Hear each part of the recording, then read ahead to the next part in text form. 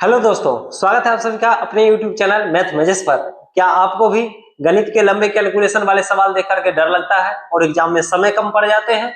तो अब डर को दूर भगाने का समय आ गया है मेरे भाई, क्योंकि हम लेकर के आए हैं आप लोगों के बीच में गणित के सभी टॉपिक का वो सुपर फास्ट ट्रिक, जिसको सीखने के बाद आप विदाउट पेन और पेपर के एग्जाम के मैक्सिमम क्वेश्चन को लगा सकते हैं सेकंडों में। तो क्या आप तैयार हैं वो ट्रिक सीखने के लिए? तो चलिए शुरू करते हैं फटाफट से। अगर आप हमारे चैनल पर नए हैं तो चैनल को सब्सक्राइब कर लीजिए और सभी दोस्तों को शेयर कर दीजिए जो सरकारी एग्जाम की तैयारी कर रहे हैं, चाहे वो रेलवे की तैयारी कर रहे हो, चाहे एसएससी का या बैंक का। ये ट्रिक सभी के लिए होने वाली है सुपर फास्ट, जिसको सीखने के बाद क्वेश्चन उड़ेगा एग्जाम में धुआं धुआं। तो चलिए शुरू करते हैं फटाफट से। हर टॉपिक का मेरे भाई दो दो क्वेश्चन लेंगे हर टाइप का, और शानदार ट्रिक सीखेंगे जिसको सीखने के बाद एग्जाम में पेन उठाने की जरूरत नहीं है। आप विदाउट पेन और पेपर के क्वेश्चन को लगा सकते हैं सेकंडों में। तो चलिए शुरू करते हैं और देखते हैं शानदार ट्रिक सीखते हैं। सीखने के बाद ट्रिक कैसा लगा नीचे कमेंट बॉक्स में लिख करके सभी को बताना है, और यह भी बताना है मेरे भाई कि अगला कौन सा टॉपिक लेकर के आए आप लोगों के बीच में। धनराशि पर साधारण ब्याज उसके मूलधन का 1/9 है तथा वर्षों की संख्या प्रतिशत दर के बराबर है, तो दर ज्ञात करना है। शानदार सवाल है मेरे भाई।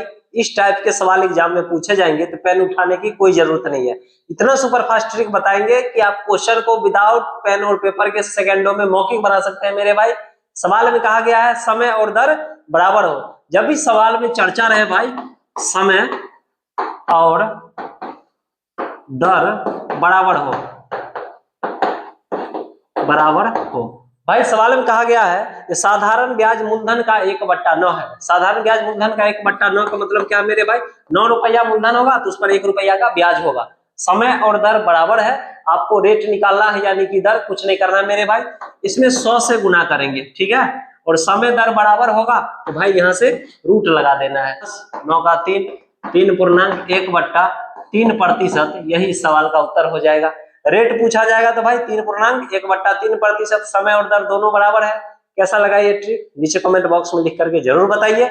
बहुत ही सुपर फास्ट ट्रिक है, इसको सीखने के बाद एग्जाम में क्वेश्चन को लगा सकते हैं आसानी से सेकंडों में। चलिए एक क्वेश्चन और देख जाते हैं इस टाइप का, ताकि एग्जाम में इस टाइप का क्वेश्चन पूछा जाएगा तो छूटेगा नहीं मेरे भाई। कैसा लगा ये ट्रिक नीचे कमेंट बॉक्स में लिख करके जरूर बताइए, और हम लोग बढ़ते हैं सीधे अगले सवाल पर। किसी धन का साधारण ब्याज उसके मूलधन का 9/16 है। यदि वह संख्या जो प्रतिशत में ब्याज की दर को निरूपित करती है ब्याज के वर्षों की संख्या बराबर है, तो समय क्या होगा? भाई इसमें समय निकालना है। इस सवाल में भी कहा गया है मेरे भाई समय और दर दोनों बराबर है। क्वेश्चन में कहा गया है कि साधारण ब्याज मूलधन का 9/16 है। भाई 9/16 लिखेंगे। 9/16 का मतलब है 16 रुपया पर 9 रुपया ब्याज है। क्या बताए भाई? समय और दर बराबर होगा तो इसमें 100 से गुना करना है और बस रूट लगा देना है। आपका उत्तर तैयार है सेकंडों में। भाई 9 का वर्गमूल करेंगे 3, 10 हो जाएगा, और 16 का वर्गमूल 4, 2 से काटेंगे 2 बार में, 2 से 5, 15/2। इसको पूर्णांक में लिखेंगे मेरे भाई 7.1/2 वर्ष, यही सवाल का हो जाएगा। तो जब भी एग्जाम में इस टाइप का सवाल पूछा जाएगा उड़ जाएगा आसानी से, अब छूटेगा नहीं मेरे भाई। कैसा लगा ये ट्रिक नीचे कमेंट बॉक्स में लिख करके जरूर बताइए। ऐसे ही शानदार ट्रिक सीखने के लिए चैनल को सब्सक्राइब कर लीजिए, सभी दोस्तों को शेयर कर दीजिए जिनको गणित से डर लगता है और एग्जाम में क्वेश्चन छूट जाते हैं। अब नहीं छूटेगा, करके आएंगे आप लोगों के बीच में प्रतिदिन एक से एक स्मार्ट अप्रोच, जिसको सीखने के एग्जाम में क्वेश्चन उड़ा दीजिए धुआं धुआं। तो चलिए हैं अगले राशि पर। किसी वार्षिक ब्याज की दर से साधारण ब्याज मूलधन का 25/16 है। यदि दर प्रतिशत तथा वर्षों में समय को निरूपित करने वाली संख्याएं बराबर हो ब्याज की दर है। शानदार सवाल है मेरे भाई। सवाल में कहा गया साधारण ब्याज मूलधन का 25/16। 25/16 का मतलब है मेरे भाई 16 रुपया पर 25 रुपया का ब्याज देना होगा।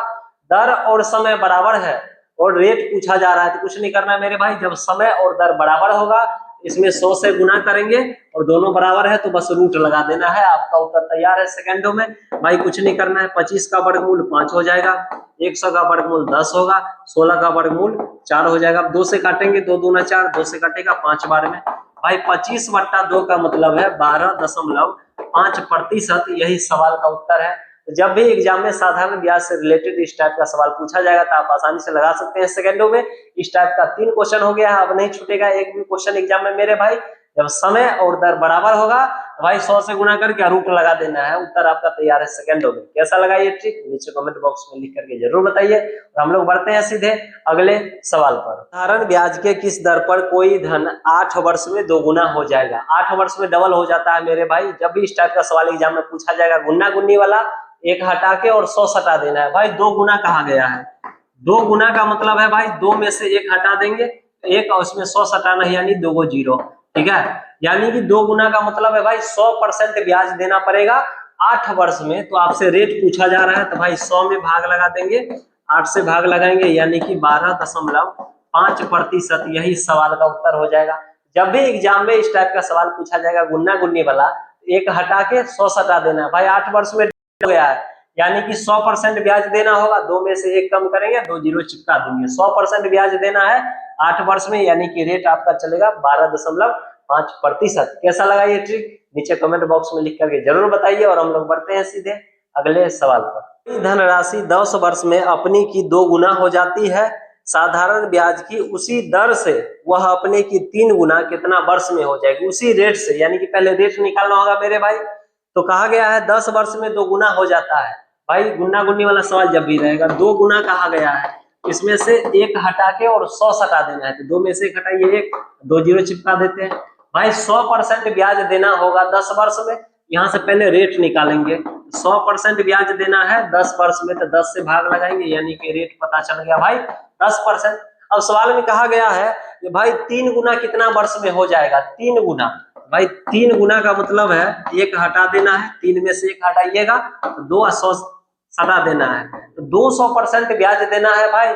समय निकालना है कितना वर्ष में, तो रेट चल रहा है 10% का, 200% ब्याज देना है, रेट है 10% का, जीरो से जीरो कटा, 20 वर्ष में 3 गुना हो जाएगा। तो जब भी एग्जाम में इस टाइप का सवाल पूछा जाएगा तो आप आसानी से लगा सकते हैं सेकंडों में। एक तरीका और है मेरे भाई, जिसको सीखने के बाद क्वेश्चन इससे भी फास्ट आप बना सकते हैं। भाई अगर ये तरीका आप भूल गए, एग्जाम में सवाल छूट रहा है, ये तरीका आपके लिए ब्रह्मास्त्र है। सेकेंड अप्रोच देखिए, जब भी क्वेश्चन में 2 बार गुन्ना गुन्नी का चर्चा रहेगा, भाई ध्यान रखना है n1 - 1 n2 - 1 बराबर t1 और बट्टा में t2। सवाल में कहा गया है कि 10 वर्ष में 2 गुना हो जाती है, 3 गुना कितना वर्ष में होगा? भाई 2 गुना होता है 10 वर्ष में, तो n1 के जगह पे जितना गुना रहेगा वो लिखेंगे, 2 - 1, और t1 के जगह पे 10 वर्ष में होता है। भाई 3 गुना कितना वर्ष में होगा? n2 की जगह पे 3 वर्ष, 3 गुना 3 - 1, और दूसरा समय निकालना है। तो 2 में से 1 गया 1, 3 में से 1 गया 2 बराबर 10 बट्टा ये समय निकालना है। क्रॉस गुना करेंगे, कैंची गुना, 10 को 2 से गुना करेंगे मेरे भाई, तो दूसरा समय निकल जाएगा 20 वर्ष। यही सवाल का उत्तर है।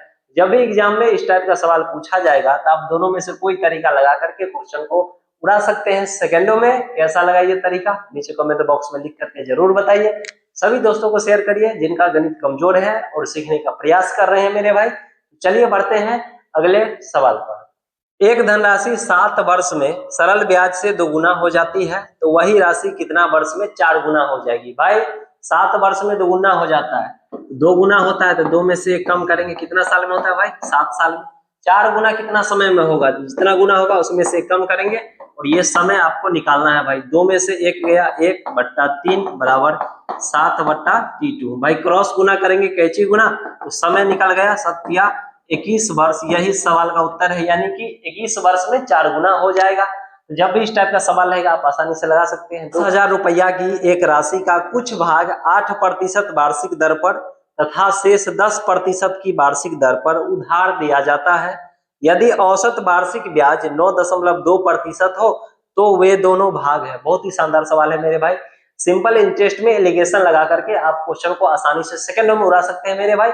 10,000 रुपया है, उसमें से कुछ का 8% पे उधार पे लगाया गया है मेरे भाई, कुछ राशि को 10% पे लगाया गया है, और टोटल मिला करके एवरेज यानी कि औसत वार्षिक ब्याज दिया हुआ है 9.2% है। तो भाई इस यहाँ पे रखेंगे 9.2%। कुछ भाग को 8% पर, कुछ भाग को 10% पर, सब मिला करके वार्षिक औसत ब्याज है मेरे भाई 9.2%, उसको बीच में रखेंगे।